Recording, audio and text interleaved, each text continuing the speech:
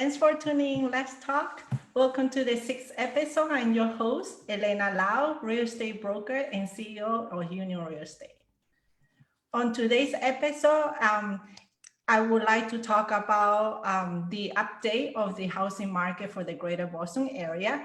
And we are also celebrating the National Homeownership Month. I just realized that the month of June is the National Homeownership Month, where we celebrate the benefits of homeownership that brings to the family and the neighborhoods. And today, I thought that would be great to dedicate this episode to the recent grads.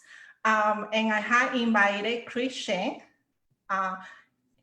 NYC Advisory, to be our featured guest speaker, who will be later on giving us some practical tips on how to start investing early for long-term benefits.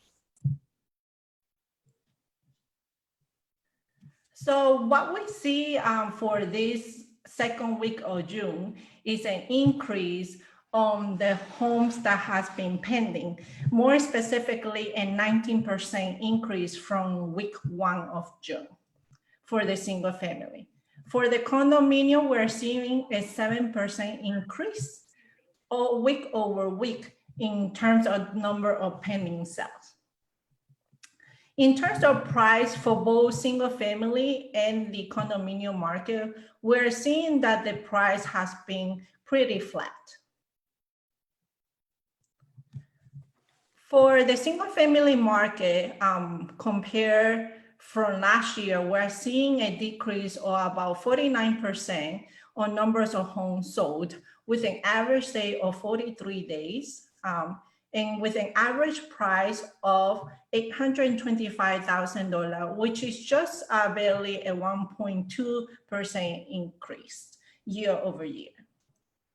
For the condominium market, we're also seeing a decrease, but in this case, it's a 54% decrease in the number of condominiums sold with an average stay of 43 days and a price decrease of about 25% year over year.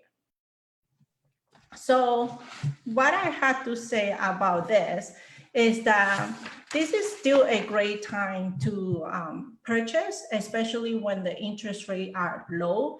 And then what I have been sharing week after week is that since the reopening of the state, we're seeing an increase of home sales, but we're still experiencing a shortage of inventory. So if you are thinking of buying or selling, don't forget to consult with the right professionals. And also, in order to best prepare for homeownership, you need to make sure you are financially ready. So since this episode is dedicated for the recent grads and millennial, I wanted to have Chen to share with us those tips on how to prepare for the future. So in a way to introduce Chen, he's a financial professional at NYC Advisory, who is the founder and also managing partner. And he has been an advocate for financial literacy for several years and has a Bachelor of Science degree in accounting from CUNY Hunter College. And he's also one of the board of directors for the area Brooklyn chapter. Welcome, Chris. Hey, Elena, thank you so much for having me. I'm so excited to be on this talk here. Likewise. So why don't we dive into what you had to share today? Absolutely. So this talk is dedicated to all the new graduates. Once again, congratulations to the class of 2020. I also want to allocate some time to also the young professionals that are also working and going through this tough time during this pandemic. And I know that we have a influx of professionals that are all unemployed. So we want to make sure that we want to utilize this time to educate you on how we can help you and guide you to learn how to start saving early. So Elena has pulled up one of my example up here is it's when should I start saving money, right? So my advice is always is save as early as possible because uh there is a time value of money. So meaning if you can start saving at an early stage, you can leverage more time to compound the growth of your money. It's not just the interest rate, but the time value. Okay. So let's look at this example. We have someone that is age 26 and he's a very young, smart individual, and he starts saving at age 26 of about $2,000 a year, and they save 10 years. So the total contribution is 20,000, and given that this example is a rate of return at about 8%, so by the time they reach age 65, they're gonna have close to about 314,000 in their account. But if someone says, you know what, Chris, I'm not ready to start saving yet because I wanted to travel the world. I want to, I want to take some vacations. I want to go here and there just to see some places, and then they get married, and then they're like, you know what, Chris, I'm ready to save now. So 10 years later, they want to start saving. So at age 36, the second example is they actually save for 30 years, right? 30 years with a total contribution of about $60,000. And given the time that they just missed, they lost that compounding effect. And by age 65 is about 244,000. So if you can see the difference by investing early and saving early, it's a big difference, right? Wow. So what I'm seeing from your first individual is that this person is saving for this short period of time, but started early, but still at the age of 65, accumulating much higher than this person that's started to save 10 years later. Correct. Wow. Yep. That's amazing. It's a great graphic to show all of us the importance of saving much earlier. But it doesn't mean that you cannot save in much later age. It's just that we're showing the compounding effect, correct? Correct. Correct. So it's to leverage the time, right? The time is the key. Yeah. If you wait later, that means you have to save more. Right. So what type of investment vehicle would you recommend new grads or young professional that they can start investing in and then get this compounding effect? So for new grads, I always recommend them to start try to live frugally, right? And just maybe creating a brokerage account, start putting some money in, and investment is a long-term strategy, okay? Long-term strategy that just keep putting money aside, but also making your money work for you. And then for the young professionals, my number one rule is if you are working for a employer that has a sponsor employer like a retirement account, for example, like a 401k, Roth 401k, or even if you work for like the healthcare nonprofit, it's a 403b, is to make sure that you understand that they offer any free match, right? Meaning, if you put in 6%, most of the companies will match about anywhere from 5 to 6% of your contribution or of your salary, right? Whatever the threshold is. I always recommend put in that free money, okay? Put in that free match because they're giving you free match, okay? So it's a free money that you should be getting. But if you don't put it in, then you don't get the free match. Always put in that free match and then talk to a professional to see what kind of goals you want to have down the road, but always put in that free match, right? It's just free money. Take it. That's good. So, there is a general concern for college grads or young professional. Hey, I have student debts. And then on top of that, I have to save for my retirement. Like, how should I manage my finances? Yeah, so in that regards, you know, that's one of the biggest reasons why I got into this field is with the financial literacy is, um, I'll kind of read some statistics. Is this is actually data last year is 42 million people, or 1 in 6 American adults, still currently carry a federal student loan. So the nation's overall student debt has reached about 1.6 trillion, and this is dating back last June of 2019. And student loan debt is now 70% larger than credit card debt. So my Wow. recommendation for the students that have debt is to pay down the debt that has the highest interest. Mhm. Okay. That makes And sense. yeah, it's one debt that you need to get rid of as soon as possible. Good to know. So what other tips will you offer for the recent grad, especially when we're navigating during these difficult times? My tip and recommendation is, you know, once again, congratulations again, right? And it's very, we are living a very different time. There's a lot of uncertainty.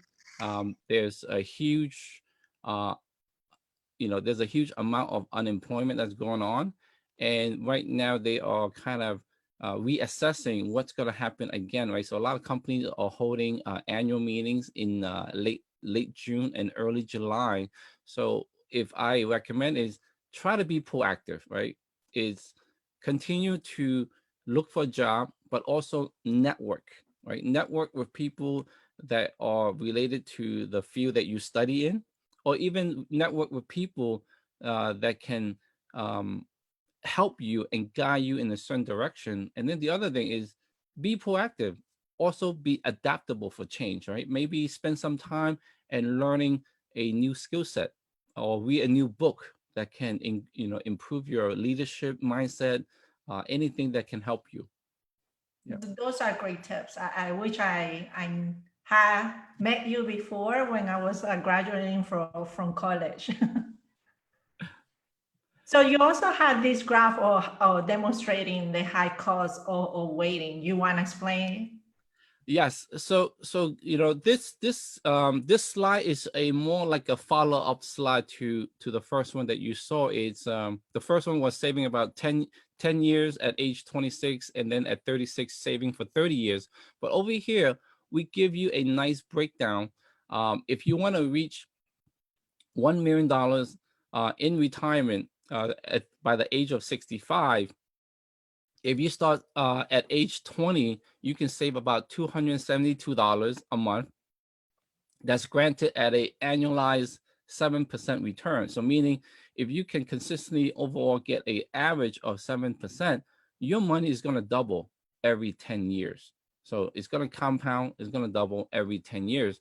But just getting back to like, oh, you know what, I'm gonna wait, right? So that's what happened when they wait 10 years, right? Then they have to save more. Of So the course. same thing is if they wait 5 years, 10 years, 15 years, 20 years. So a lot of times they say, hey, you know what, let's wait until we get married, buy a Mhm. home.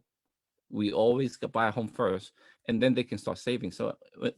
Um so at age 40 they have to save 1,200 a month to reach A lot 65. more. Yeah. Mhm. Thank you for sharing, Chris. So I'm gonna stop the slide and I'm gonna go on to Facebook to see what kind of activity we got right now. Is there anything else you wanna share while we I go into Facebook?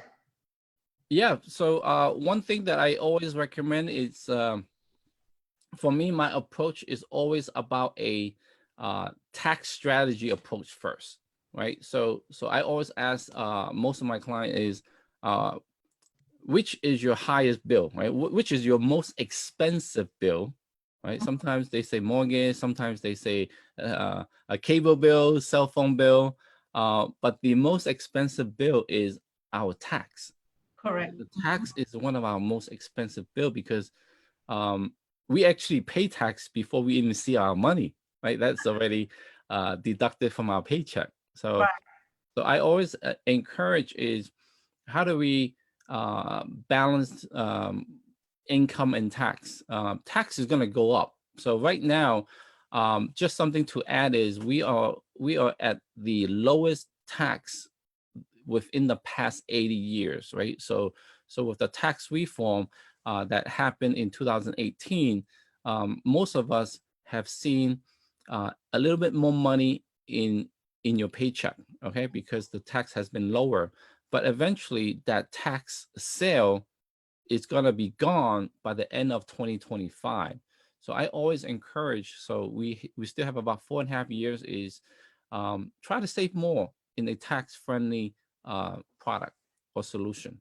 Yeah. Okay, and I know that there are financial vehicles to help minimize at least the tax. So maybe we can chat more about this on another episode. Yeah. Correct. That will be Correct. interesting.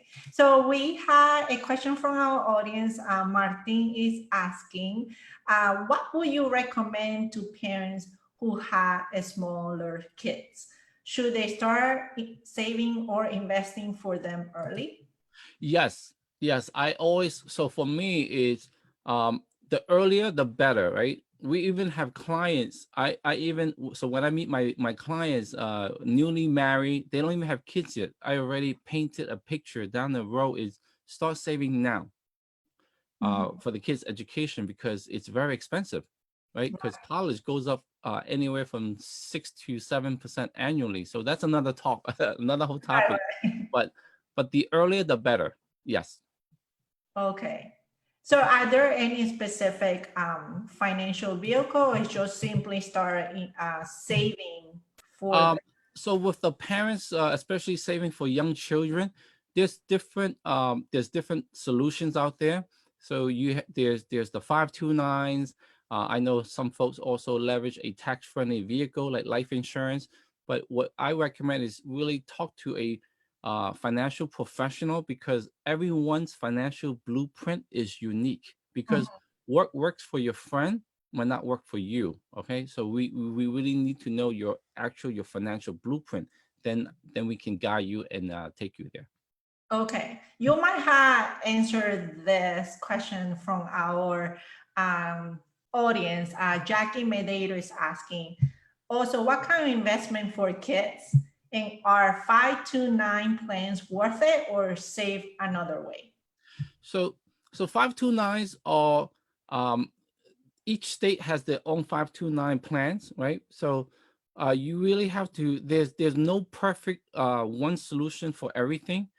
There's always going to be pros and cons for each solution out there. So what I recommend is, so 529s will impact a certain amount for the student aid, okay? But it also has some benefits of a tax write-off, right, for that contribution. One thing that I look at is 529 also has market risk, right? So if you know that during the March it also went down, there's other solution that has a flow protection and also tax friendly as well as financial aid friendly. Okay, so that's we actually have detailed educational webinars dedicated just for education fund planning as well. Okay. Well, there is so much information. It's like as parents have to save for college, also for retirement, save for buying a house. So there's a lot of facets, right? So I wonder how do you guide them, or do you help the client prioritize their investments, or where to put their allocations? Yes, so we have clients in various different stages in their life, right? So right now we talking to a lot of the new grads and the young professionals in this talk. But eventually, what they're gonna do is they're gonna buy a house, right? They're gonna buy a house. They're gonna have kids. Then they're gonna think about retirement, and then after that is the long-term care planning, and then Right. the estate planning. So for me, I look at the entire spectrum and ask them what are their goals, how do they want to retire, and what kind of lifestyle they want to live, and how much they need for retirement as well, because we need to project. And then it's different stages, but we want to have something that is flexible as well, right? You don't want to invest and plan something and then I made a mistake. Then you lose that time frame to catch up. Makes sense. Yeah. So there's another question from Martin. What kind of financial instrument would you recommend for older people that want to accelerate their amount of savings and or investment for retirement? So for older individuals, I think especially when you say older, I'm thinking about maybe people in the 50s, right? Early 50s. I want to say too old yet. So one of the biggest challenges that we are facing right now is the longevity, right? A lot of people are really scared about outliving their money, right? Outliving their retirement account. So there's a few ways to address the issue. Is there's what we call the annuity, right? So some of the annuities, most of the annuities will provide a lifetime income, because we also need to plan long-term care, right? So right now, the statistic is 7 out of 10 people will need some sort of long-term care. So that's huge because you can save. For me, I'm very big on real estate. Okay, I love real estate investment. But if you don't plan for those other blind spots, it can wipe out a lot of money within your retirement and also a lot of your wealth, right? Because long-term care is very expensive, and we have strategies to really tackle that. And what we do is we give our client a peace of mind, so they don't need to worry about outliving their money. Mm-hmm. These are great information. So I think that's all we got for today. So I really want to thank you so much for your time and for sharing your knowledge, Chris. My pleasure. So if you have any further questions, feel free to contact me. And if you have any financial related questions, then I can directly to Chris. So for next episode, we're gonna have Ivan Muniz, who will be broadcasting from Peru. He is an international conference speaker, professor, and also author. So we're gonna speak about the communication skills that's necessary, especially during this time. So it will be an interesting conversation. So hopefully you can join us next week on June 24 at the same time, same channel. With that, if you have any further inquiries or comments, just feel free to reach out to me. Have a good day. Thank you. Thank you.